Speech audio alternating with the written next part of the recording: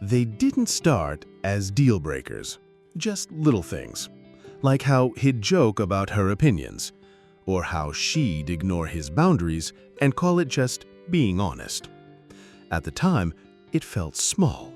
Now, they're divorced. What went wrong? They ignored the signs.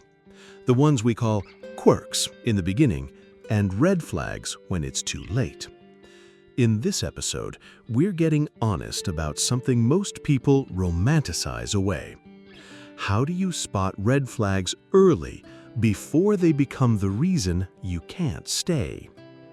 Today, we'll explore what red flags actually are and how they differ from normal flaws, the psychology behind why we overlook them, 10 common red flags that show up before marriage, a story from someone close to me who saw the signs but didn't listen, and how to trust your gut even when you're in love.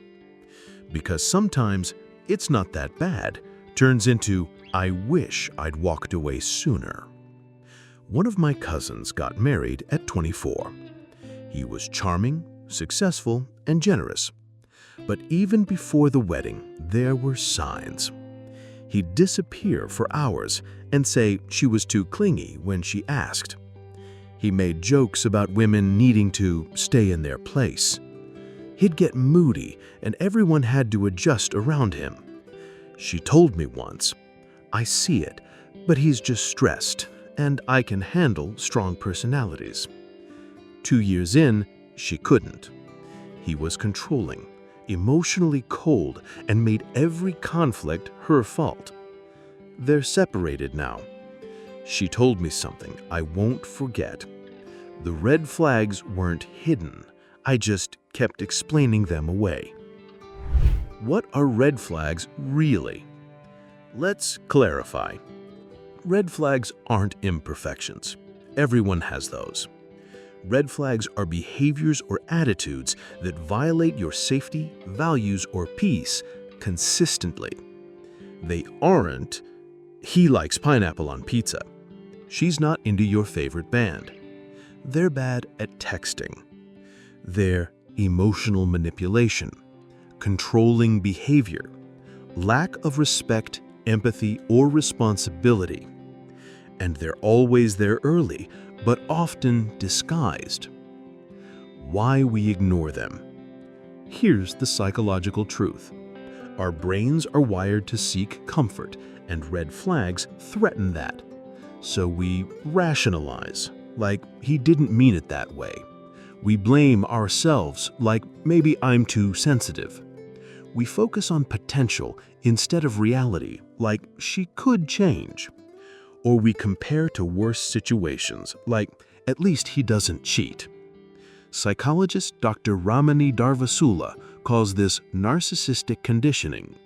We get so used to justifying harmful behavior that we can't see how far we've slipped. 10 early red flags that deserve your attention. 1. They guilt you for having boundaries. If you say, I need space, or that made me uncomfortable, and they respond with guilt troops, anger, or withdrawal, pay attention. Healthy partners respect boundaries, not punish them. 2. You always feel like you're walking on eggs. If you're constantly second-guessing what to say, when to text, or how to act, that's not being considerate.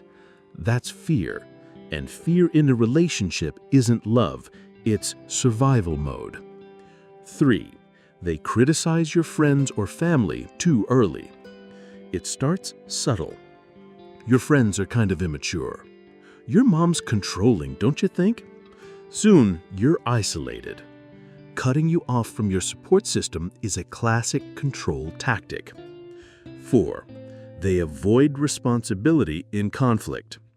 If every disagreement ends with, you're overreacting, that's just how I am, or you're too emotional, they're not resolving the issue, they're dodging it. That's not communication, that's gaslighting. 5. They rush the relationship unnaturally. Love bombing is real. If someone pushes commitment, talks about marriage on date 2, or makes you feel like they're your entire world too fast, that's a red flag. Real love grows. It doesn't steamroll. 6. They show inconsistency between words and actions. They say they'll call, but they don't. They say you matter, but disappear when you need them. Inconsistency isn't forgetfulness, it's disrespect. 7. They joke about hurtful things and blame you for feeling hurt. It was just a joke. You're too sensitive. If their jokes always target your insecurities and they never apologize, they're not funny. They're emotionally immature. 8. They need to win every argument. Disagreements turn into battles. They raise their voice, talk over you, or twist your words. This isn't passion, it's ego. 9. They constantly undermine your confidence. Subtle digs, backhanded compliments, comparisons to their ex. If someone's love lowers your self-worth, it's not love, it's power play. And 10. You feel anxious more than you feel safe. This is the biggest one. Love isn't supposed to make you sick to your stomach, or drain you, or make you question your worth daily. The right person brings peace, not confusion. What I've learned and how I listen now. I used to see red flags and call them yellow. I'd say, he's just intense. She's had a hard past. It's not a big deal. No, I pay attention to how people make me feel, not just what they say. I ask myself, do I feel safe to express myself? Do I feel seen, heard, and respected? Do I trust this person in silence, not just in sweetness?